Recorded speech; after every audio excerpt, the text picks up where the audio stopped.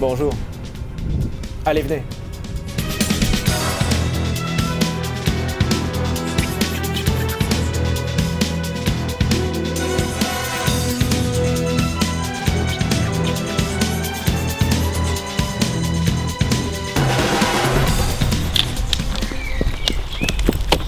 Merci bien. Merci. Si on vous dit James Bond, vous allez naturellement penser Aston Martin. Et vous auriez raison. Sauf que dans les années 90, James Bond s'est également beaucoup amusé avec la gamme BMW, que ce soit la BMW série 7, la superbe série 8, ou ici présente, la Z3, qui était le roadster sportif BMW pendant les années 90.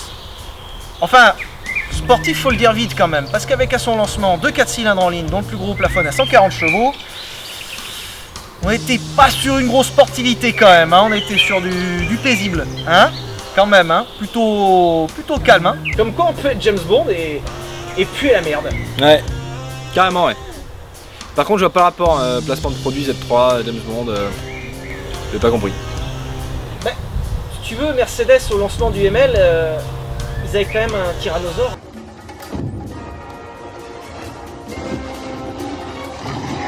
Ah. Alors tyrannosaure, si tu veux, James Bond, hein. Ah, t'as pas le choix là.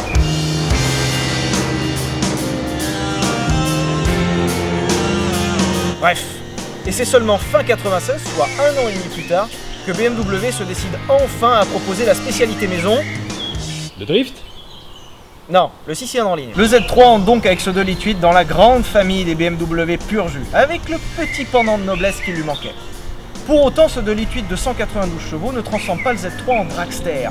Surtout quand en face on voit un certain Boxster S. En fait le Boxster S propose 252 chevaux quand même.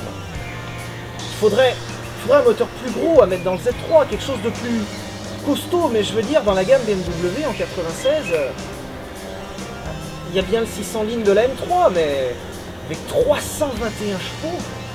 Je veux dire, dans la M3 déjà ça bombarde sévèrement.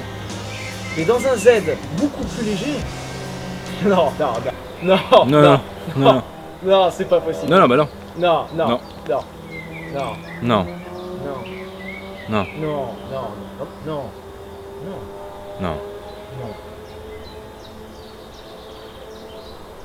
Si? Oh. Qu'est-ce que ça donne un si gros moteur dans une si petite voiture? Un missile, putain!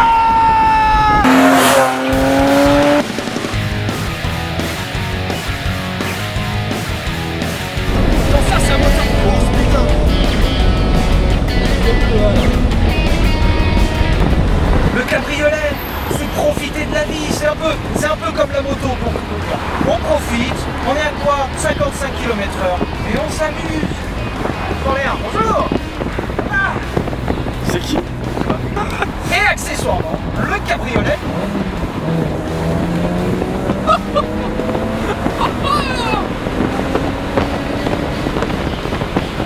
Effectivement, les cabriolets sont en général moins performants que leurs homologues en coupé. Pour l'anecdote, le Z3 existe en coupé, il est encore plus rare. La voiture est effectivement moins performante que son homologue coupé.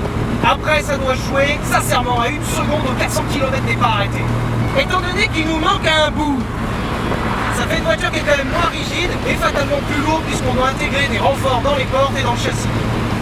J'ai horreur des gens qui me disent ah mais le cabriolet ça sert à rien de toute façon, ça prend l'air et je suis décoiffé. Le cabriolet je vois vraiment pas à quoi ça sert. Tu te la pètes, c'est plus lourd, tu t'en prends plein la gueule, c'est fatigant quoi. Oui, mais c'est trop bien le cabriolet.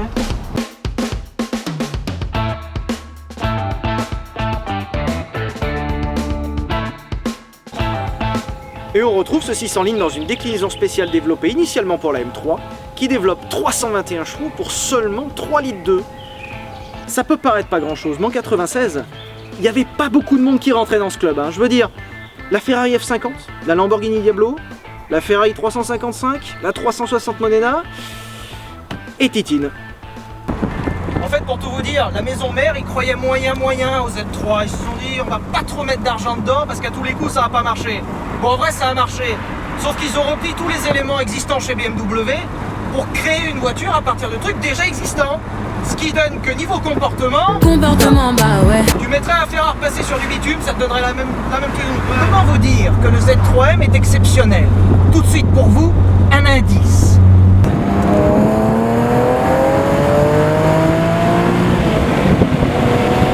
Oh là là, le bruit!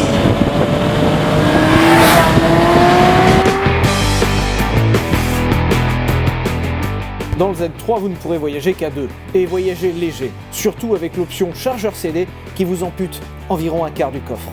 Le moteur de la capote, lui, ne vous fera jamais défaut, car elle fonctionne tout simplement avec vos bras. Probablement pour vous rappeler que c'est une voiture d'homme. Et au moins l'intérieur assorti au blason M est moins froid que celui du Z3 classique.